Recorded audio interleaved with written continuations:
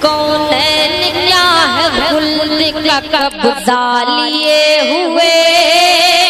اور جن بچوں نے آج غلط راستہ اختیار کیا ہے، میں ایک تنبیہ ان سے کہنا چاہتا ہوں، تمہاری زندگی تباہ ہو جائے گی.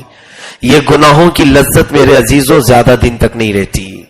تمہیں اللہ نے آج جو جوانی عطا کی ہے، اتنی بڑی نعمت، جانتے ہو جوانی کا ایک لمحہ جب ضائع ہو جائے، تمہارا ایک نطفہ بھی اگر ضائع ہو جائے تو دنیا کے کروڑوں معجون مل کر کے وہ طاقت نہیں بنا سکیں گے. جو قدرتی چیز ہے، جو رب تعالیٰ کی طرف سے تمہیں ملی ہوئی ہے، تم نہیں حاصل کر سکو گے.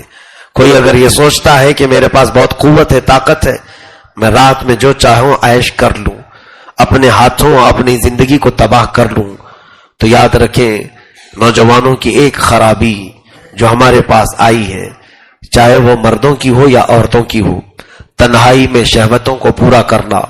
فرمایا گیا کہ اگر وہ اپنے ہاتھوں سے اپنی بربادی کرتا ہے اور شہوت کو پورا کر کے نہاتا بھی ہے، تو فرمایا گیا ہے کہ اس کے نہانے کے ہر قطرے سے ایک شیطان پیدا ہوتا ہے.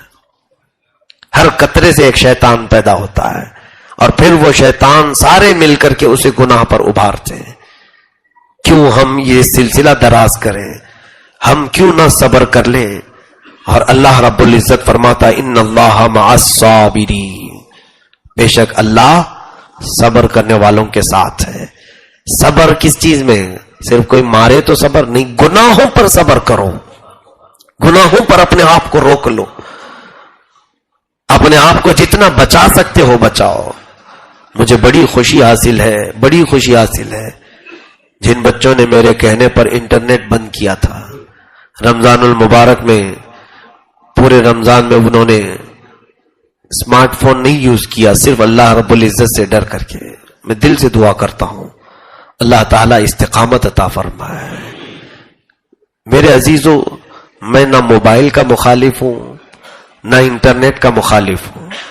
میں نے کبھی اس کی مخالفت یہ نہیں کی کہ یہ حرام ہے، ناجائز ہے، بالکل استعمال کرو.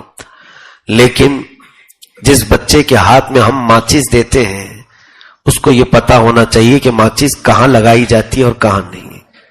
کسی بچے کے ہاتھ میں ہم چاقو دے رہے ہیں تو اسے یہ بتانا چاہیے کہ چاقو کا استعمال کس کام کے لیے ہوتا ہے. اسی طرح سے میری ذمہ داری یہ ہے کہ تمہارے ہاتھ میں اگر ایک آلہ آیا ہے موبائل کی شکل میں، انٹرنیٹ کی شکل میں، تو یہ جو بم سے دھماکے ہوتے ہیں باہر، اس سے کئی زیادہ خطرناک دھماکہ تمہارا یہ موبائل تمہارے ایمان کے ساتھ کرتا ہے. ہر رات ایک دھماکہ ہوتا ہے اور ایمان تباہ کر دیا جاتا ہے، اخلاق بگاڑ دیے جاتے ہیں. کتنے ایسے ہیں جو انٹرنیٹ کے ڈسے ہوئے ہمارے پاس ہیں، جن کی راتیں خراب ہو چکی، جن کی جوانیاں برباد ہو چکی، جن کی آنکھوں کی نور ختم کر دیے گئے، جن کے ہاتھوں میں آج راشا تاری ہے. ایک بچی ایسی کہ اس کے ہاتھ کانپتے ہی رہتے ہیں. علاج کے لیے میں صرف یہ عبرت کے لیے چیزیں میں عرض کرتا ہوں میرے عزیزوں. کسی کی عیب تمہارے سامنے کھولنا میرا مقصد نہیں، عبرت کے لیے کہ یہ تمام بربادیاں کیوں ہوئی. انہوں نے ایک ہی ریزن بتایا کہ ہم نے جو ہے اپنے ہاتھوں سے یہ گندی چیزیں دیکھنا شروع کیا تھا. آج ابلیس لعین پھر سے تمہارے ارد گرد منڈلا رہا ہے. یہ فلم انڈسٹری پوری کی پوری ابلیس کے پجاریوں کی ہے، یہ شیطان کے پجاریوں کی ہے، یہ عبدت الشیاطین ہیں جو بناتے ہیں. یہ ہر وہ پارٹ مردوں کو دکھانا چاہیں گے عورت کا جس سے ان کی خواہشات انگڑائیاں لیں بھڑکے. نہیں، یہ ان کو ایسی فلموں سے کوئی مطلب نہیں جس میں پورا مکمل سادگی کے ساتھ ہے. فلاپ ہے یہ چیز. ہاں، جس میں جتنے نمائش ہوگی اتنے زیادہ وہ ٹاپ ہے کہ اس کو دیکھنے کے لیے بھیڑیے کی طرح لوگ امڑ پڑتے ہیں. میں تو یہ سمجھتا ہوں کہ جو اس طرح سے ننگا جسم دیکھنے کی خواہش کرتے ہوئے امڑ جاتے وہ لوگ کتوں سے بھی بدتر ہیں، کتوں سے زیادہ ذلیل ہیں. کہ کتوں کے اندر جب شہوت آتی ہے تو وہ اسی طرح اپنی مادہ کے پیچھے بھاگتا ہے. جانوروں کی صفات تمہارے اندر، اللہ نے جو اخلاق انسانیت کے عطا کی ہیں، اپنی آنکھوں کی حفاظت کرو، شرم و حیا کو اپناؤ. میں نے جو سخت جملہ کہا ہے وہ ہر ایک کے لیے ہے، میں کسی ایک کے لیے نہیں، ہر ایک کے لیے. جو غلاظتیں دیکھنے کے لیے بھاگتا ہے وہ کتا نہیں ہے تو اور کیا ہے. جس کو بے حیائی اچھی لگتی ہے، یا تو پھر وہ مکھی ہے جو غلاظت پر بیٹھتی ہے، اچھائیوں پر نہیں بیٹھتی، یا تو پھر وہ کتا ہے جو مری ہوئی چیزوں کو کھانے کو پسند کرتا ہے. اور میرے آقا صلی اللہ علیہ وسلم نے سچ فرمایا، الدنیا جیفۃ وطالبها الکلاب، یہ دنیا مردہ گوشت کی طرح ہے اور اس کا طلب کرنے والا کتے کی طرح ہے. مجھ سے یہ جملہ سخت لگا نا، میں نے کتا کہا، میرے آقا نے سب سے پہلے بیان فرمایا. میں یہ رسول کریم صلی اللہ علیہ وسلم کی زبان بتا رہا ہوں. اللہ کے حبیب صلی اللہ علیہ وسلم نے دنیا کے طالب کو کتا کہا ہے، کتے کی طرح ہے. ہوتا یہی ہے کہ وہ مردہ کو کھانے کے لیے کتا کس طرح سے بھیڑ جاتا ہے، وہ کسی دوسرے کتے کو اس میں برداشت بھی نہیں کرتا، نہ پورا کھا پاتا ہے. اسی طرح سے آج یہ بے حیائی کو طلب کرنے والے کتنوں کی زندگیاں تباہ ہو رہی ہیں، برباد ہو رہی ہیں. ہر نوجوان کے ساتھ ڈسکشن میں جو اہم ٹاپک ہے وہ کیا ہے؟ عورت کا ٹاپک. وہ یہ سمجھتا ہے کل ملا کر کی زندگی یہی ہے اور کچھ نہیں. الہذا خلقت ام بہذا امرت، میں پوچھتا ہوں تم سے، کیا تم اسی کام کے لیے پیدا کیے گئے ہو، یا اللہ نے تمہیں صرف یہی کام کا حکم دیا ہے کہ راستوں پر کھڑے رہو اور ہر آنے جانے والی پر تم نظریں جماؤ؟ کیا تمہیں اللہ تعالیٰ نے اسی کام کے لیے پیدا کیا ہے کہ عورتوں کو بے آبرو ہوتے ہوئے دیکھ کر تم مسکراؤ؟ کیا تمہیں رب تعالیٰ نے آنکھیں اسی لیے دی ہیں کہ عورتوں کی بے حیائی کو تم دیکھ کر مزے لو؟ کیا رب ذوالجلال نے تمہیں یہ تمام قوت اور جوانی صرف اس لیے دی ہے کہ اس کے زمین پر رہتے ہوئے، اس کی کائنات میں رہتے ہوئے سینہ تان کر کے مولا کے خلاف تم بغاوت کرتے ہوئے گناہ کرو؟ کس کی یہ جرات ہے؟ رب تعالیٰ کو تم سینہ دکھاتے ہو، منہ دکھاتے ہو کہ دیکھ مولا تیری دی ہوئی آنکھیں ہیں اور میں کہاں استعمال کر رہا ہوں. یاد رکھنا، جس دن مولا رب العزت جلال میں آئے پھر تمہاری آنکھیں کیا. قرآن پاک میں ہے، قل ارأیتم ان اصبح ماؤکم غورا فمن یأتیکم بماء معین. سورہ ملک کی آخری آیت، سورہ ملک کی آخری آیت. ایک بزرگ نے اس کو بیان کیا کہ کون ہے اگر زمین کے پانی سوکھ جائے تو کون دوبارہ اس پانی کو لائے گا. قرآن کی آیت ہے، زمین کے اندر کا پانی اگر سکھا دیا جائے تو کون یہ پانی لائے گا. تو ایک لبرل آدمی تھا، ماڈرن آدمی، وہ آیا اس بزرگ کے پاس، کہا کہ یہ کون سی نئی کوئی بڑی بات تھوڑی ہے، ہمارے پاس مشینیں ہیں، پتھر پھوڑ کر کے بھی اندر سے ہم پانی نکال لیں گے، اور 400 فٹ نہیں 500 فٹ بھی ہم اندر ڈال کر کے پانی نکال لیں گے، پانی آ جائے گا. یہ کون سے تعجب کی بات ہے جو قرآن کہہ رہا ہے کہ پانی سوکھ گیا تو نہیں آئے گا؟ بتاؤ کون سی زمین سے نکالنا ہے، بتاؤ کون سی زمین سے نکالنا ہے. تو انہوں نے کہا اپنی دونوں انگلیاں اس کی آنکھ میں ڈال دی، اس کی آنکھ میں ڈالی تو اس کی آنکھ درد اور بے قراری شروع ہو گئی، ایسے کہ اس کی آنکھوں میں اب کچھ بھی نظر نہیں آتا تھا. صرف انہوں نے آنکھ اس پر اپنی 2 انگلیاں لگائی. وہ چیختے چلاتے باہر ادھر ادھر اچھل کود کر رہا تھا. پھر وہ بزرگ کے پاس آیا، کہا کیا ہو گیا، کیا ہو گیا میری آنکھوں کو کہ آپ نے صرف 2 انگلیاں دکھائی؟ کہا تیری آنکھوں کا پانی سوکھ گیا، تیری آنکھوں کا پانی سوکھ گیا.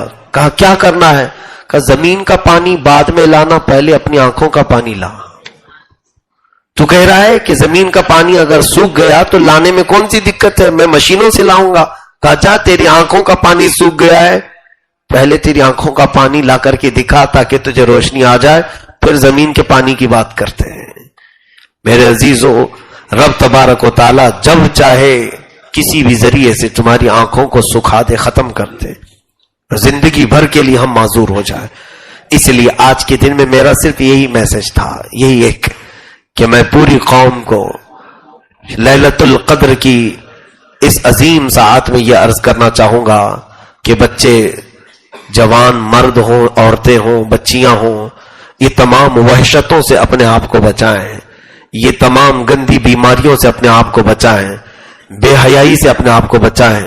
اور بچنے کا ایک ہی راستہ ہے، جب تمہارے پاس اس طرح کا ماحول آئے، صرف ایک خیال کر لینا کہ میرا مولا مجھے دیکھ رہا ہے، میں رب تبارک و تعالیٰ کے حضور کیسے یہ غلط چیزیں کروں؟ رب تبارک و تعالیٰ میری ان تمام بے حیائیوں سے واقف ہے. ایک بار اگر تم بچ گئے تو پھر تمہارے اندر ایمانی قوت اور حرارت وہ آئے گی، قسم رب ذوالجلال کی، جس پر تم نگاہیں ڈال دو کہ مولا اسے توبہ کی توفیق عطا کرے گا. یہ تجربے کی بات میں بتا رہا ہوں.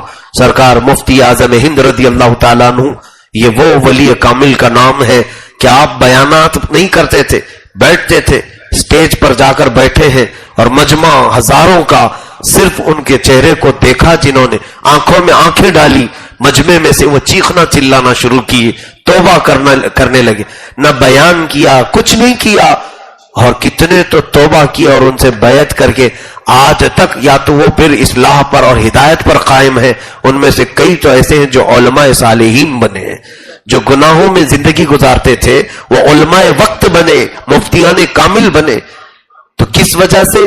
ایک مرد قلندر کی آنکھوں میں وہ تاثیر ہوتی ہے کہ اس کی آنکھیں بھی اگر کسی کے دل پر پڑے تو مولا اسے ولایت کا بھی مقام عطا کرتا ہے. وہ نور ضائع ہونے نہ دے.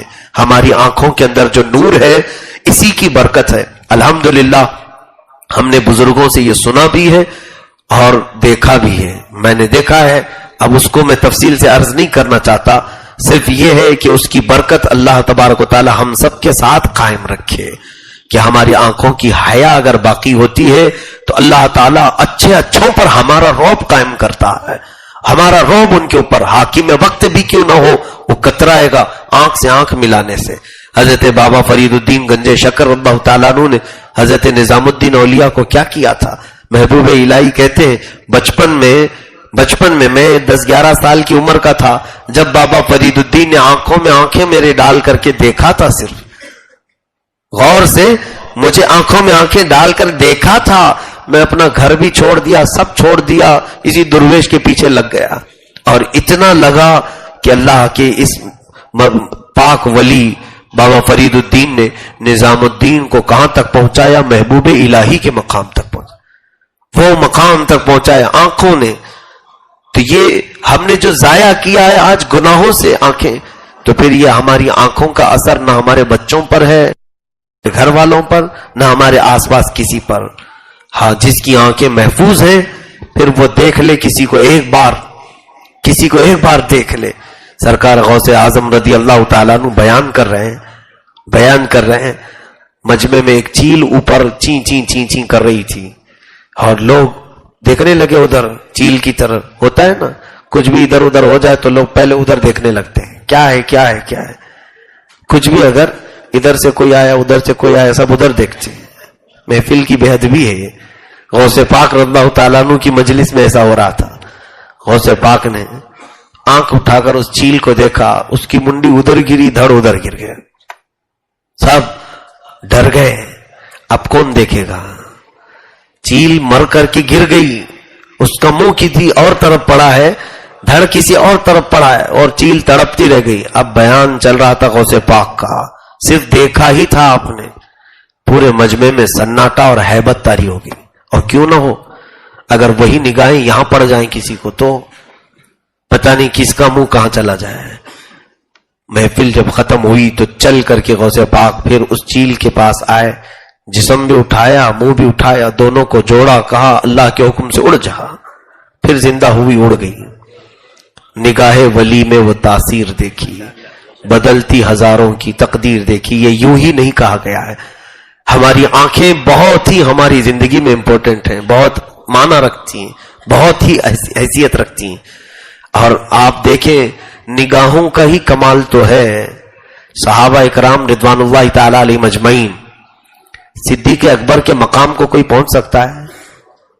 عمر فاروق کے مقام کو کوئی پہنچ سکتا ہے؟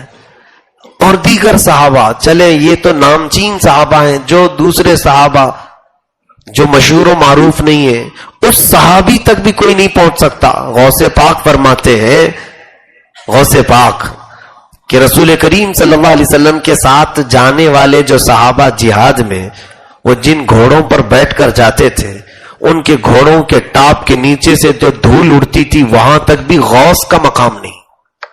غوث وہاں تک نہیں پہنچ سکتا وقت کا صحابی کے درجے کو. کس وجہ سے انہیں یہ درجہ ملا میرے عزیزو؟ جانتے ہیں آپ کہ بہت عبادت کرتے تھے اس لیے، یہ بہت رات گزارتے تھے، قرآن کی تلاوت کرتے تھے اس لیے؟ نہیں، صرف نگاہوں سے مصطفیٰ کی ذات کو دیکھا تھا۔ نگاہوں کا ہی کمال ہے کہ انہوں نے جو دیکھا تھا میرے آقا کو، تو دیکھنے کا یہ اثر کہ انہیں اس مقام تک پہنچایا گیا۔ تو آنکھیں کچھ تو معنی رکھتی ہیں کہ نہیں؟ ہماری نگاہوں کا کوئی تو اہم مقام ہے ہماری زندگی میں۔ اسی لیے سرکار مفتی اعظم ہند رضی اللہ تعالیٰ عنہ نے دعا بھی کی ہے، کچھ ایسا کر دے میرے کردگار آنکھوں میں، ہمیشہ نقش رہے روئے یار آنکھوں میں۔ رسول پاک کو اگر نہیں دیکھا، انہیں نہ دیکھا تو کس کام کی ہے یہ آنکھیں کہ دیکھنے کی ہے ساری بہار آنکھوں میں۔ عزیزان گرامی، ان آنکھوں کی حفاظت کے لیے میں نے آج آپ کے سامنے جو بھی جملے کہے، اللہ مجھے بھی اور آپ سب کو بھی قائم رکھے۔